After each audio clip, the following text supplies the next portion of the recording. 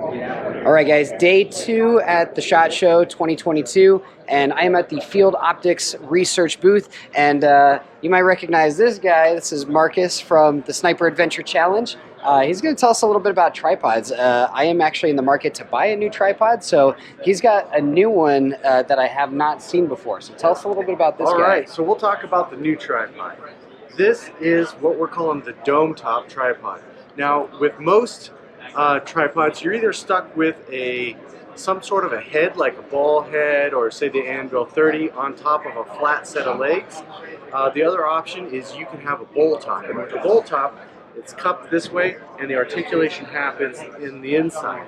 What we've done is we've taken that bowl, flipped it around, and made a dome on the top. The forces that clamp everything down is very similar, so we still have a lot of surface area around the dome for clamping.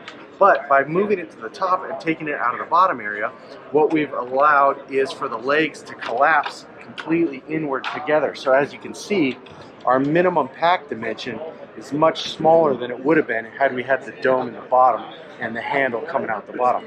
So for events like the Sniper Adventure Challenge, where pack size is important, we can use this. Now, on this particular model, we've got something called the Titan leg locks. And what that does is this actually is a patented feature with Field Optics Research. It clamps up against the joint here, and it keeps the lock teeth engaged with each other. So with a typical tripod, as you go to move it, the feet can collapse inward. So also under recoil, sometimes the feet will walk together, and you wind up with a higher shooting position than you wanted because the feet are now closer together. You don't get the same stability. With these, if you want to, you can engage the Titan leg lock, and what that does is it keeps that leg from collapsing inward. Cool. And so those are good for those stages where you might deploy the tripod. You could be using it as a rear support or something like that, and you could drag it or push it, and it doesn't really matter which direction you're going. Sweet. You know, the general rule of thumb is like, if you're a right-handed shooter, you start at the right side of the stage and drag your tripod with you to the left side. This is for like the PRS NRL events, right? So tell me a little bit about, so one of the things that I hate about particularly ball head tripods is if you loosen it just like past a certain point, the thing just wobbles all over the place, and it's hard to maintain that like control where you can move something, set it. Like ball heads typically run into that issue. It's kind of on-off, right, with a ball head. Yeah. And it's just the way that they're designed. And it's funny because you have that knob and you can twist it, and nothing will happen. And then you twist it just a little bit further, and then all of a sudden it's floppy. And your rifle will tip over or whatever. The nice thing about this one is we have a drag setting underneath here. So you can kind of set where you want your drag setting on the disengage. Okay. And with a quarter turn, you have a lock setting. Nice. So and these SRS rifles are not light. No, they're not light, and actually they're very back heavy too. So if you think about like where the weight is for the cantilever, the action is back here. So you know that's where the weight is. So we're cantilevered out quite a bit, even though we're so close here. Yeah. The other cool thing about this is with a ball head, you're articulating the knob here on the side. Yep. You're not actually controlling any part that is clamped to the rifle. So you could turn off your tension. Yes. And if you're not on the rifle with your support or your firing hand, then it's going to flop around. Here, I have 2 points of contact controlling the rifle because I have my support hand, which is connected to the thing that's connected to the rifle. So I can actually drive the gun a little bit just with this hand here. Nice. And then I can put the other hand on it. Right. The last thing is, like, a lot of guys when they're shooting with the tripod, they don't know what to do with the hand. It's like Ricky Bobby. Okay. What do I do with my hand? You know, and of course this hand is going to go on the firing position, but like, what's this other hand doing? So, you know, thumb down, crossed over is a common one. But I really like this position here because now I'm driving the gun, I'm pulling it into my shoulder if I want to control it. Almost acts as a forward grip. It's a forward grip. I mean, this looks very similar, doesn't it, to what you'd see with the AR world. Right. So we're here, we're driving the gun that way. If I want to go full lock, I lock it. If I need to loosen it, I can loosen it. And then I can also position it like kind of 50-50 in between where I can still pan, move the rifle a little bit. Give it just a touch. Yep, exactly. And The other nice thing about these is the level of articulation isn't really going to allow the rifle to fall over. Sure. This has 30 that's degrees, nice. but like so if for some reason you didn't tighten it and you just let it go, like What's the typical for one of the bolt head tripods? What's the maximum amount of articulation generally? like 20 degrees, 20 plus minus degrees. 20. So we're Okay. actually getting more out of this. Okay, cool. Yep. So you're starting to get into the realm of the ball head, and that's when people do like the ball head because they can get a little bit more. Yeah. But But realistically, generally, you don't need more than a bolt head will be able to give you. a bullhead can usually give you everything you need. Yep. Okay. And we actually make something cool. Well, we make a lot of cool stuff. Yep, the high angle. Yep, you saw that yesterday, right? That high angle bracket. So it's just a hinge, basically. Yeah. But it allows you to leave your center of gravity in between all the feet. We don't have to play the game over the shortening of the Right. leg. But we can still get, straight up and straight down shots. Very cool. So, Very cool. And then obviously, people in the PRS kind of world, when they're looking at replacing a tripod, the really right stuff obviously is very, very expensive. yeah. Tell me a little bit about this, especially with it being new technology, new design. So we've got a couple of different models coming out, like I said, but our base model is going to come in like right around $500. Wow. Okay. So that's That's pretty. a third of the That's price, great. I think, Yeah. for really right stuff. And we have some features, like I said, that nobody else offers. Yeah. I think we were talking about the detachable legs yesterday. Yes, all so three. all three legs can come off. This thing breaks down to be about the size of a Nalgene water bottle, basically. So if you had to pack it away into your gun case or whatever else, Yep. you could break it down and, And have it then be really small. use two of those poles for like hiking Oh, poles if sure, you needed. yeah. And that's what I did Or this year. carrying Yep, something. with hunting. Are those pretty?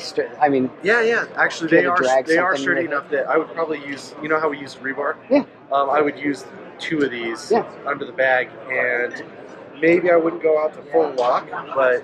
Yeah. I think we were talking about, you and I were talking about this yesterday. Basically, these legs are stronger if you leave them just in a titch, right? Yes. Because Yes.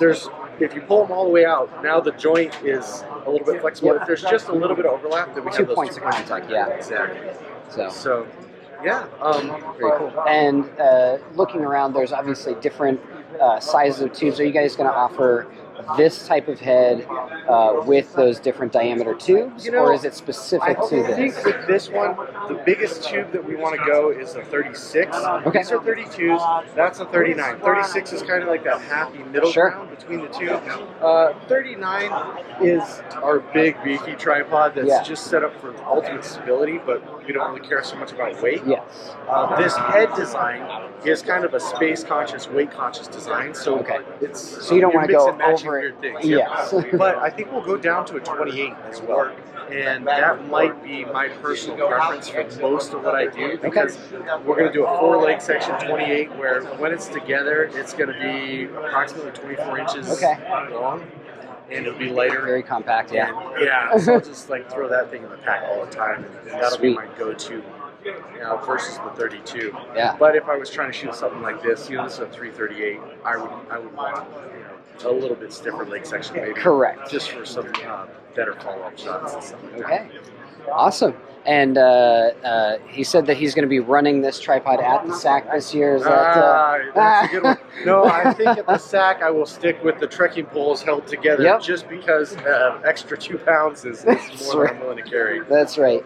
Again, the purpose of this is for more of those matches where the field matches where you can carry your gear, but you're not hiking 50 miles. Where it's not a hiking match. Yeah. I mean, if the SAC, I tell you what, if the SAC rewarded me more for impacts and I had 5 or 6 shooting stages, Yep. Then maybe. I would do that. Yeah.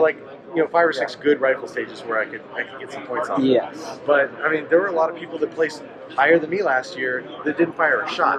Really? So yeah, because you get your land nav checkpoints, you do some challenges. Yep. And you remember the one shooting area way out. Yeah. It was like 4 or 5 mile round trip just to go out and shoot a few stages. Yep.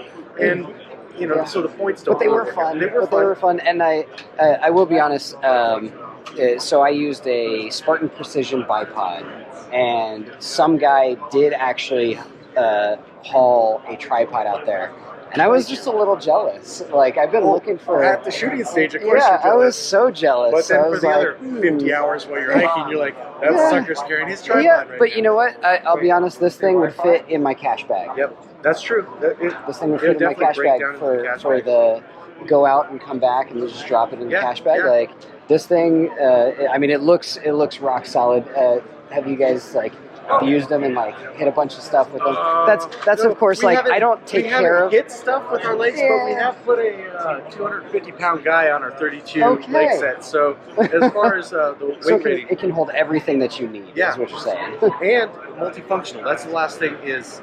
Let's talk more about like a hunting purpose. Yeah, So absolutely. I absolutely carry a tripod hunting because Okay. the whole point is at that pivotal moment, I need to be able to make the shot. Like, Correct. my whole hunt is out the window. I don't get points Right, for for hiking getting around close, the hills.